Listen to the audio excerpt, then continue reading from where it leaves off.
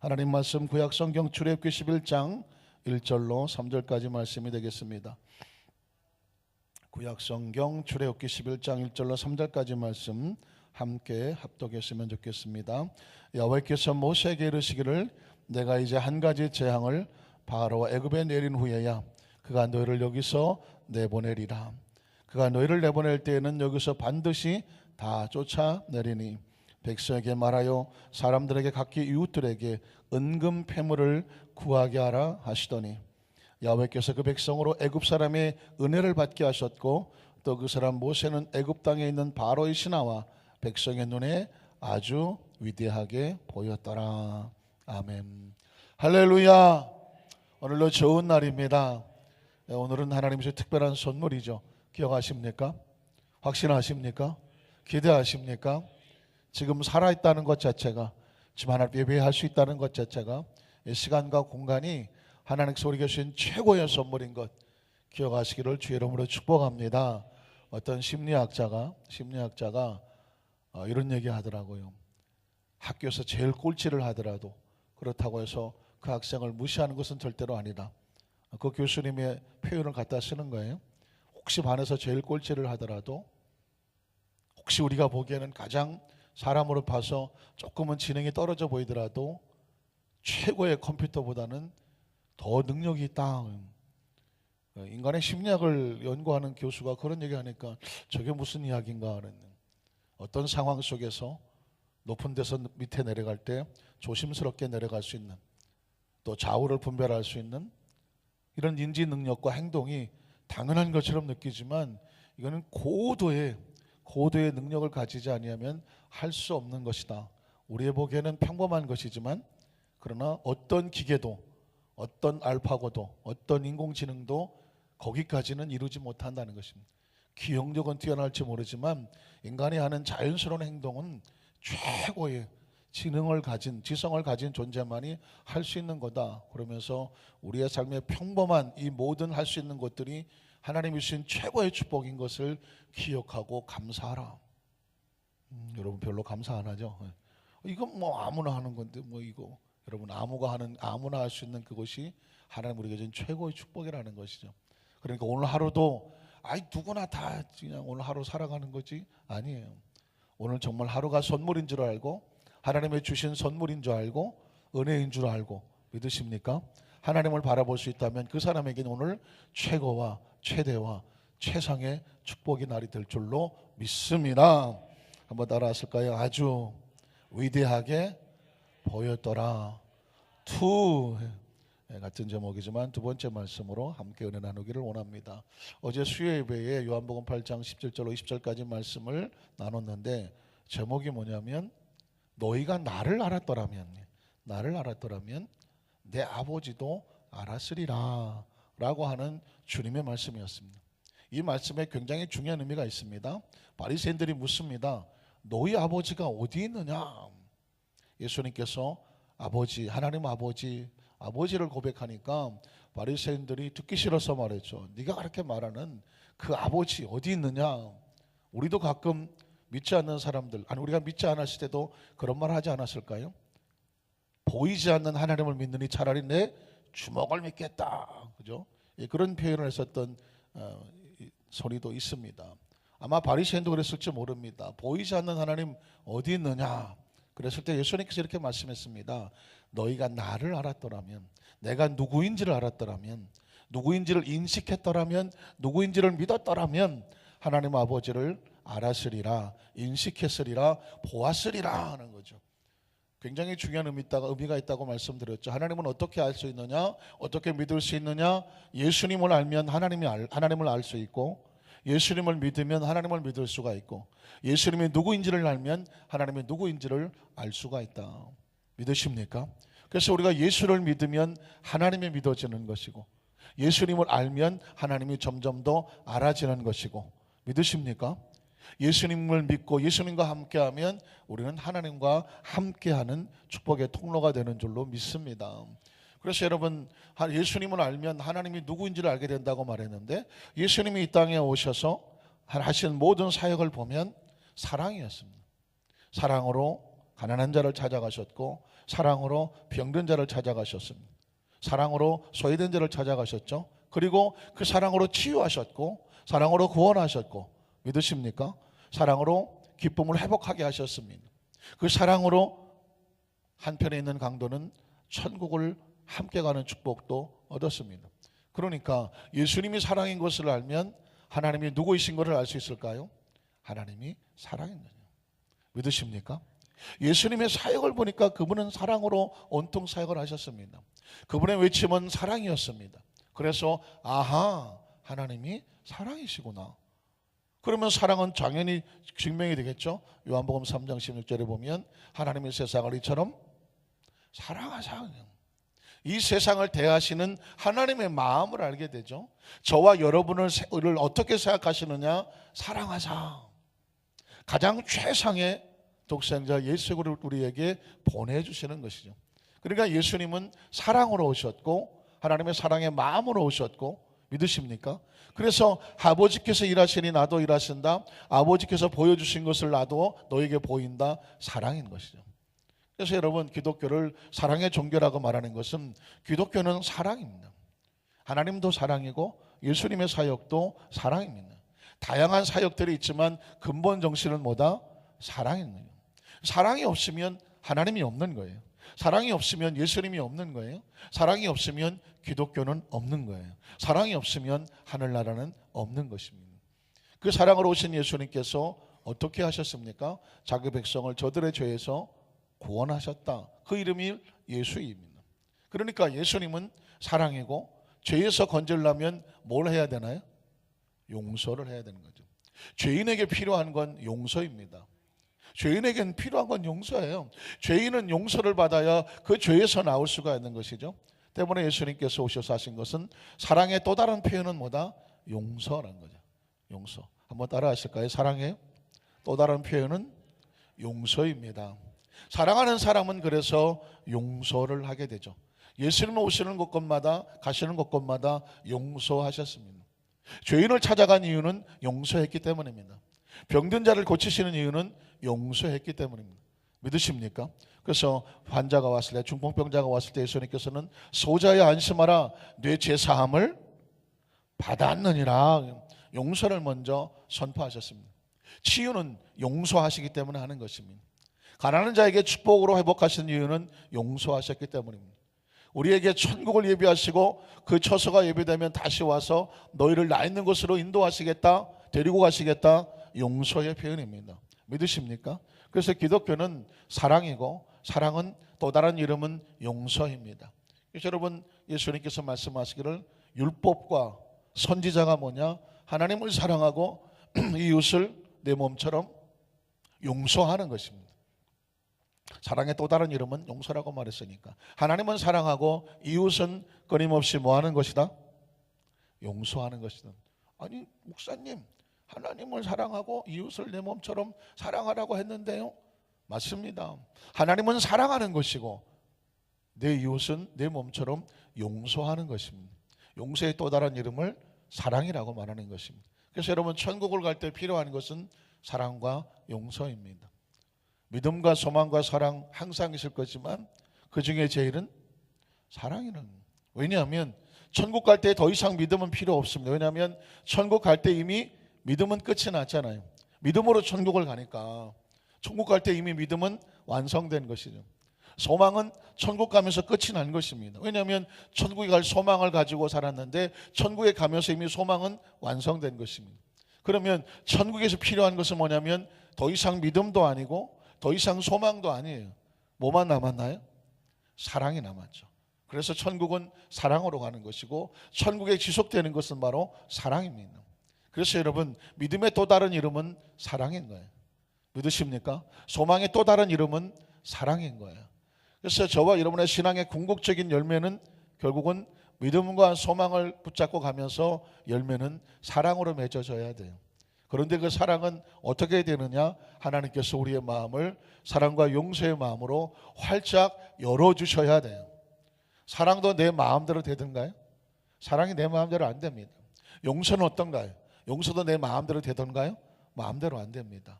그러니 하나님께서 은혜도 사랑으로 은혜로 사랑을 부어주셔야 되고, 용서도 은혜로 사랑을 우리에게 부어주시고 용서의 마음을 채워주셔야 사랑도 나가고 용서도 나가요. 그러니 우리가 날마다 말씀 듣는 것도 이 은혜를 얻기 위해서, 우리가 기도하는 것도 이 은혜를 얻기 위해서, 우리가 어떤 모습이든지 하나님 앞에 나와서 헌신하고 사명을 감당하는 것도 은혜를 얻기 위해서.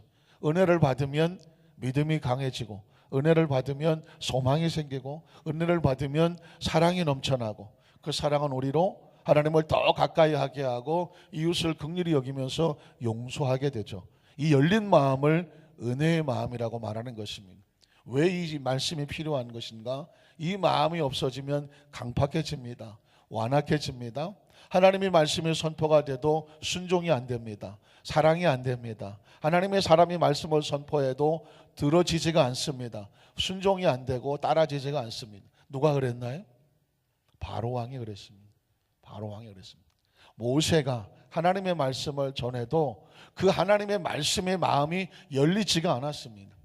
모세가 그 이스라엘 백성을 내보내지 아니하면 그 애굽에 정말 처참한 하나님의 심판이 내린다고 말씀했고, 그 말씀대로 계속 심판이 내려지는데도 바로의 마음이 완악하고 강팍해서 열려지지가 않습니다.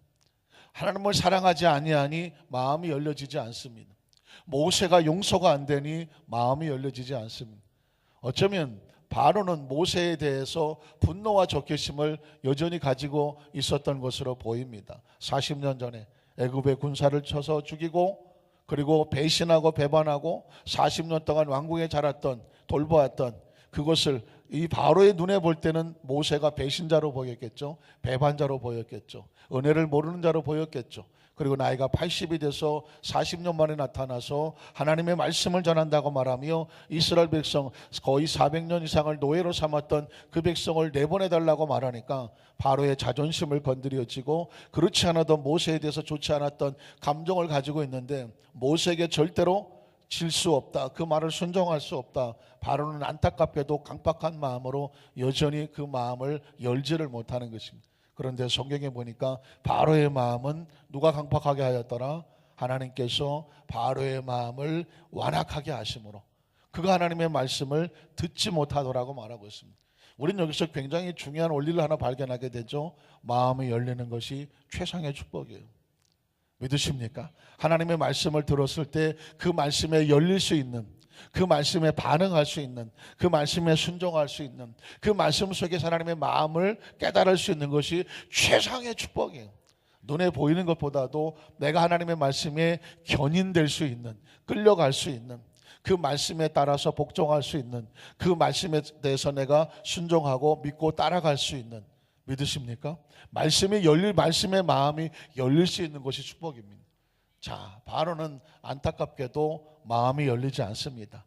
하나님을 사랑하지도 못하고 모세에 대해서도 사랑과 용서와 그 말씀에 순종하지를 못합니다. 그러니까 누가 죽나요? 자기도 죽고 자기 백성도 죽습니다. 우리가 사랑과 용서를 하지 아니하면 참 놀랍게도 사랑과 용서가 안 되면 자기가 죽어요. 어떻습니까? 제가 어제 그런 표현을 썼습니다. 미움이라고 하는 것은, 분노라고 하는 것은, 적개심이라고 하는 것은, 보복이라고 하는 것은, 복수라고 하는 것은 어떤 것이 되느냐? 혈관을 타고 다니는 바늘과 같다. 혈관을 타고 다니는 바늘과 같아요. 그래서 뭐 타고 다니다 어디 걸릴지를 몰라요. 뭐 턱에 걸리면 턱이 아픈 것이고, 팔꿈치에 걸리면 팔꿈치가 아픈 것이고, 그래서 그 마음속에서 미움과 분노는 혈관을 타고 다니는 바늘과 같이 움직이다가 걸리는 고통마다 고통을 주는 것이죠. 그래서 한의학에서는 그렇게 말하죠. 시민성, 그죠? 마음속에 있는 어떤 그 속에 있는 것으로 정신적으로 또 심리적으로 파악을 하죠. 그렇게 해서 파악해 들어가서 문제가 생긴다. 병은 그냥 겉으로 생기는 것이 아니라 마음에서 생긴다. 그 마음에 무엇이 병을 일으키겠습니까? 미움입니다. 분노이죠. 그다음에 죄책감, 또는 열등감, 여러 가지 복수, 보복, 이런 부정적인 감정들이 혈관을 타고 다니는 바늘과 같아요. 그것이 우리 몸속을 돌아다니다가 어디에 덜커덕 걸리면 그 부분이 아픈 것이죠. 그래서 그 마음을 치료하게 하려고 애를 많이 쓰죠. 여러분 요즘은 그래서 멘탈에 대해서도 많이 강조를 하는 이유가 뭐냐면 스포츠 심리학, 과학 심리학, 무슨 예술 심리학, 모든 것을 심리학에서 당하는데 이제 조금씩 사람을 그런 존재로 바라보기를 시작하고 있는 것입니다. 바로는 이 마음이 열리지 아니하니까 자기도 죽어가고 함께하는 자기 백성들도 고통 속에서 죽어가고 있는 것을 보게 됩니다. 마침내 바로는 그러거나 말거나 하나님은 자기 일을 계획하시고 섭리하시고 이루신다. 그래서 여러분 11장 1절에 있는 말씀은 뭐냐? 하나님은 바로의 마음이 그래서 어떻게 되든지 간에 하나님은 자기 일을 하신다. 뭐라고 말씀하느냐요? 야훼께서 모세에게 이르시기를 내가 이제 한 가지 재앙을 바로와 애굽에 내린 후에야 어떻게 하시겠다고요? 그가 너를 여기서 내보내리라. 바로의 의지는 하나도 없어요. 하나님께서 10가지 계획을 지지판을 다 하게 하신 다음에 이제 바로는 어쩔 수 없이 그냥 그대로서 강제로 하나님이 시키는 대로 하게 되는 거죠. 스스로 순종한 것도 아니고 복종한 것도 아니에요. 하나님의 꼭두가시로 그냥 쓰임받고 있는 뿐입니다. 그가 너희를 내보낼 때는 여기서 반드시 다 쫓아내리라. 다 쫓아낸다는 얘기는 무엇일까요? 하나님의 계획은 다 완성된다는 것입니다. 자, 그러면 두 번째 볼 때 하나님께서 이렇게 말씀합니다. 애굽에서 나갈 때 이스라엘 백성들에게 이런 현상이 벌어집니다. 빈손으로 나가지 않을 것이다. 자막에 떠야죠. 애굽에서 나갈 때 빈손으로 나가지 않을 것이다. 한번 따라 하실까요? 애굽에서 나갈 때 빈손으로 나가지 않을 것이다. 이건 어디서 뜬금없는 소리 같지 않습니까? 애굽에서 나가는 것만 해도 430년 만에 자유를 찾는 것만 해도 오죽하면 출애굽, 엑스더스라는 표현을 쓰면 대탈출이란 말을 쓴단 말이죠. 거기서 나가고 빠져나가는 것만 해도 어마어마한 사건인데 하나님께서 모세에게 말씀하시기를 내 백성 이스라엘이 애굽에서 나올 때 절대로 빈손으로 나가지 않는다. 성경은 이렇게 말하죠. 이웃에 보니까 2절에 보니까 백성에게 말하여 사람들에게 각기 이웃들에게 은금 패물을 구하게 하라. 애굽 사람들에게 너희가 나갈 때에 그 백성들에게 우리에게 은과 금과 패물을 주시오 라고 구하라고 말을 하는 것입니다. 왜 이런 말을 하게 될까요? 사실상 굉장히 조심스러운 말이죠. 이건 하나님의 정확한 계획과 섭리 가운데서 특별한 상황이 있을 때 하는 거예요. 크리스찬들이 이 말씀을 왜 말하고 해갖고 이웃에게 우리에게 은과 패물을 주시오 라고 말해서는 안 되죠. 하나님의 말씀에 기록됐습니다. 하나님의 명령입니다. 당신들은 나에게 은과 금과 패물을 주시오 라고 말할 수는 없어요. 왜냐하면 이건 특별한 상황이에요. 이스라엘 백성이 애굽에서 나갈 때 하나님이 그들에게 아주 특별하게 말씀하신 거예요. 정말 그들이 구하면 그들이 줄까요? 3절에 보니까 이렇게 말하고 있습니다. 야훼께서 그 백성으로 애굽 사람의 무엇을 받게 하셨고 은혜를 받게 하셨습니다. 그러니까 애굽 사람들이 하나님의 은혜를 받아서 마음이 열려야 돼요. 그들도 마음이 열려야 돼요. 그래서 이스라엘 백성이 구하는 것을 줄 수 있어야 되는데 이건 전적으로 누구의 사건입니까? 하나님의 사건입니다. 우리가 이 땅의 삶을 살아가면서 하나님의 은혜로 구원을 받았지만 물질의 축복을 받는 것도 하나님이 무엇을 주셔야 돼요? 은혜를 주셔야 돼요. 이스라엘 백성들이 지금 물질의 문제입니다. 은과 금과 패물이에요. 그들이 이웃에게 은과 금과 패물을 구하게 하셨는데 그들이 줄지 안 줄지 어떻게 알아요? 누가 갑자기 은과 금과 패물을 달란다고 줄 수 있나요? 그런데 하나님께서 애굽 사람들의 마음의 문을 여셨다고 말하는 거죠. 은혜를 베풀게 하셨습니다. 그래서 그 백성들이 받았을까요? 안 받았을까요? 제가 한번 찾아봤어요. 출애굽기 12장 35절 36절에 보니까 그들이 나갈 때에 정말 이런 일이 있었습니다. 이스라엘 자손이 모세의 말대로 하여 애굽 사람에게 은금과 패물과 의복을 구하였습니다. 그랬더니 어떻게 됐습니까? 그 다음 절 보니까 야훼께서 애굽 사람들에게 이스라엘 백성에게 은혜를 입히게 하셨어요. 아까 그랬죠? 애굽 사람에게 은혜를 베푸셨다고 말했죠. 그랬더니 애굽 사람들이 마음에 은혜가 들어왔어요. 그래서 이스라엘 백성들에게 은혜를 입히게 하사 그 다음 보니까 뭐라고 됐나요? 그들이 구하는 대로 주게 하셨다. 별로 관심이 없으셔갖고 저는 이 말씀에 막 흥분이 됐는데 별로 관심 없대요. 새벽이라서 그건 별로 이렇게 반응을 약하게 하시나요? 하나님께서 이스라엘 백성들에게 은혜를 베푸셔서 너희 이웃에게 은금과 패물을 구하라 그랬더니 하나님께서 애굽 사람들의 마음을 여시고 그들에게 은혜를 베푸시니 그들이 구하는 대로 주게 하셨다고 말하는 것입니다. 그래서 그들이 애굽 사람의 물품을 어떻게 하였더라? 취하였더라고 말합니다. 여러분, 때로 크리스찬들은, 기독교인들은 물질을 구하는 것에 대해서 혹시 잘못된 것인가? 크리스찬들은 가난하고 경건하고 그렇게 살아야지 크리스찬들이 물질을 구하는 것은 옳지 않느냐라고 한 각도에서 보기도 합니다. 때로 스스로 가난해지고 스스로 연약한 자가 되고 스스로 그렇게 사는 것, 스스로 선택하는 것은 어떤 면에서는 굉장히 중요한 신앙의 한 경건의 모습일 수가 있습니다. 그러나 하나님의 사람들이 어떤 일을 해야 할 때에 물질은 피할 수 없는 필수적인 것이거든요. 하나님께서는 자기 백성을 축복하실 때에 영적으로만 축복하지 않았어요. 물질에도 하나님께서는 차고 넘치도록 복을 주시기를 원하셨습니다. 어떻습니까? 믿음의 조상 아브라함을 축복하셨을 때도 네가 복의 근원이 된다고 말했습니다. 믿으십니까? 천하 만민이 너로 인해서 복을 얻게 되고 내 자손이 하늘의 별과 같고 땅의 모래와 같게 될 것이라고 말했으며 그가 가나안 애굽에 내려서 올라올 때에 은금이 풍부했다고 말하고 있습니다. 은금이 풍부했다는 얘기는 하나님께서 물질을 차고 넘치게 채워주셨다는 이야기입니다. 이삭을 복을 쓸 때도 그가 한 해 농사를 했을 때 얻은 소득이 100배 이상을 얻었다고 말하고 있습니다. 성경은 왜 100배 이상을 얻었다고 말할까요? 그의 삶에 차고 넘치는 은혜가 있었다는 것입니다. 야곱도 하나님에서 다시 돌아올 때에 하나님께서 내게 복을 주시기를 지팡이 하나 가지고 요단을 건너갔는데 다시 내가 돌아올 때에 한때 두때 반때에 어마어마한 가축과 그 당시 하인들을 주셨다고 야곱은 고백을 했습니다. 요셉은 17살의 어린 나이로 팔려갔지만 애굽의 총리가 됨으로 말미암아 애굽을 다스릴 수 있는 그 권한과 권세를 가지며 그에게 부족함이 없는 차고 넘치는 은혜가 있었다는 것입니다. 성경 속에 하나님은 자기 백성을 축복하셨을 때에 하나님께서는 부족함이 없도록 채우시는 모습을 볼 수가 있습니다. 기억하십니까? 신명기 28장 하나님의 축복은 네가 세계 모든 민족에 뛰어나게 될 것이고 들어와도 복을 받고 나가도 복을 받을 것이며 너로 인하여 네 몸의 소생과 네 모든 가축과 그 모든 가재 도구까지도 복을 받을 것이라고 말했습니다. 믿으십니까? 복 있는 사람은 시냇가 심은 나무와 같아서 그의 삶의 공급이 끊어지지 아니하므로 가문은 해도 남들이 경제적으로 어렵고 힘들다고 말해도 입이 푸르고 청정하다고 열매가 풍성하다고 말씀했습니다. 그러니 우리는 영으로만 사는 존재가 아니에요. 그냥 기본으로만 사는 존재가 아니라 영혼도 잘 돼야 되고, 믿으십니까? 그의 마음의 감사 그리고 정서 모든 것이 심령적으로도 복을 받아야 되며 그리고 육신적으로도 강건하고 생명을 얻게 풍성히 얻게 하신다. 하나님은 자기 백성을 차고 넘치게 복을 주셔서 뭐 하게 하시느냐? 하나님의 일을 하게 하시는 거죠.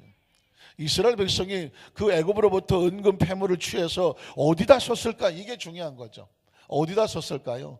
눈치채셨나요?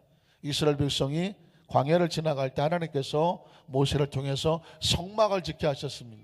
나중에 여러분 성막에 대해서 말씀을 나누겠지만 성막은요 그 당시 최고의 고가의 가장 값진 것들로 성막이 지어졌습니다.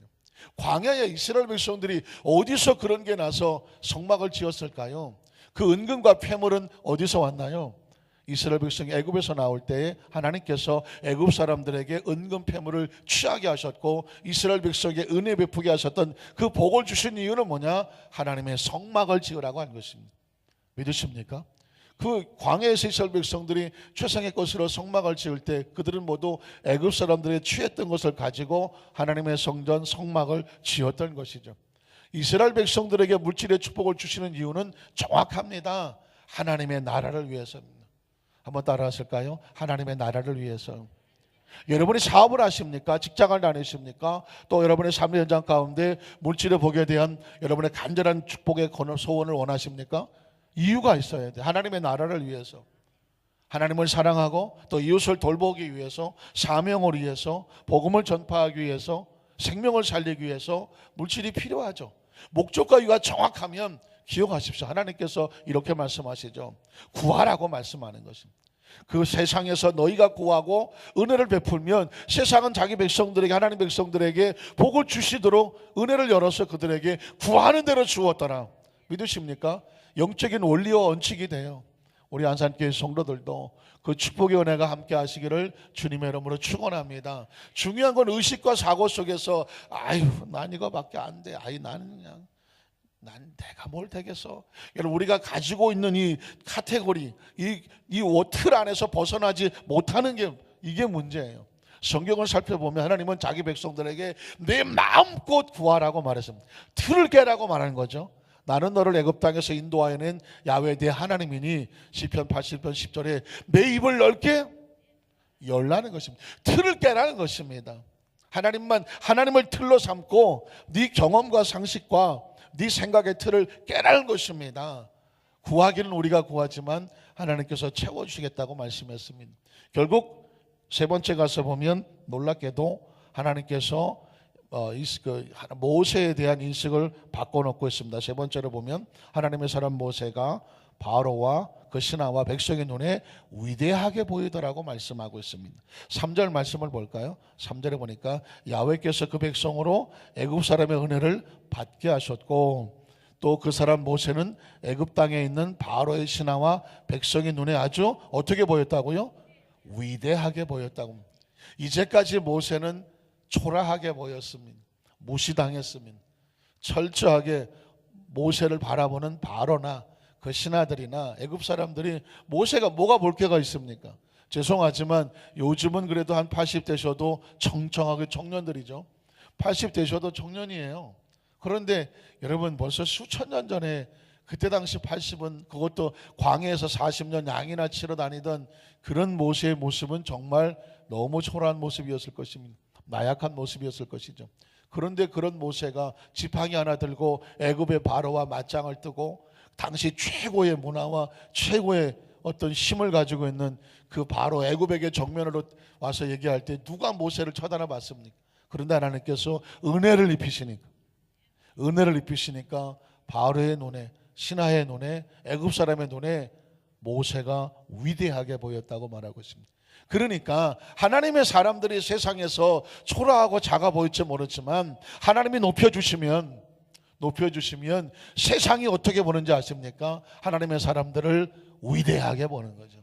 저는 이 말씀이 우리 안산교회 성도들에게 뢰마가 되게 하셔서 하나님께서 높여주시면 어떤 분야이든지 어떤 상황에 상관없이 야, 그 사람 하나님이 함께하는 사람이야. 믿으십니까? 사랑하는 우리 성도들 모든 눈물의 간구를 기억하셔서 2018년도를 향해 들어갈 때에 하나님께서 위대하게까지는 우리가 바라지 못하더라도 하나님이 높여주시는 하나님이 함께하는 사람이다. 그런 인정과 그런 시선과 그런 고백이 하나님께서 우리로 하여금 세상 사람으로 듣게 하시는 은총이 임하시기를 주님의 이름으로 축원합니다. 기도하겠습니다. 하나님 아버지 감사합니다.